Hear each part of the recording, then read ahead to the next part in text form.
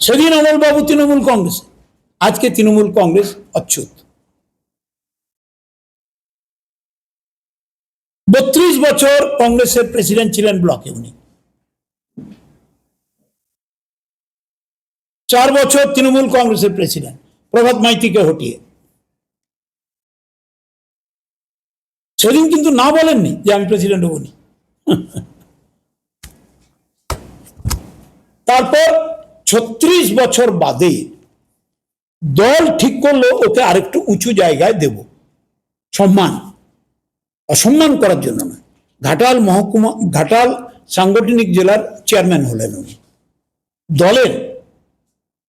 আমরা নেতারা গিয়ে ওকে বললাম তুমি বাবু না করেনি, সবং থেকে একটা লোক জেলার চেয়ারম্যান হবে, তুমি বাবু হবে।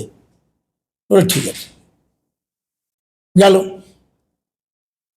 সবং ব্লক কংগ্রেসের পোস্ট তখন খালি প্রেসিডেন্টের। আমি ওকে ডাকলাম, এই ছেলেটির চেয়ারে অমল পান্ডা, আমি এখানে, পিছনে আমার অফিস সেক্রেটারি সুদর্শন মিশ্র, 3 জন। আমি বললাম কাকে করা যায় গো, তুমি বলো, তুমি যা বলবে তাই করে দেবো। তো অনেকক্ষণ এরকম গালটা এরকম ঘষে ঘষে বললো আবুকে করে দাও, এরকম বাঁ হাত দিয়ে। আর দেখো ভেবে চিনতে বলো, পারবে আবু? বলে হ্যাঁ পারবে।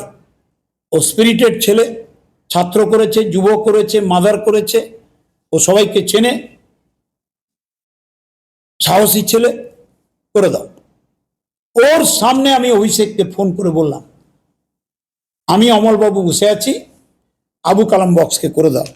সবাই একমত? হ্যাঁ হ্যাঁ। আমার তো ইচ্ছা ছিল বাবুলাল মাইতিকে প্রেসিডেন্ট করা, আজকে তোমাদের সামনে বলছি, সিনিয়র মোস্ট লোক, ওর অ্যাডভাইসে আমি আবু কালামকে প্রেসিডেন্ট করলাম। স্পিরিটেড ছেলে, ওর মনে যে প্রেসিডেন্ট থাকার বাসনা, সেটা যদি একবার আমাকে বলতো কানে কানে, ওই প্রেসিডেন্ট থাকতো, আমার কি বয়ে গেছে সরানো। আমি সরাইনি, ওকে দল সম্মান দিতে এলিভেট করেছে। সেই যে গেল, তারপর থেকে পার্টি অফিসে আর ও কোনোদিন আসেনি, কোনোদিন আসেনি।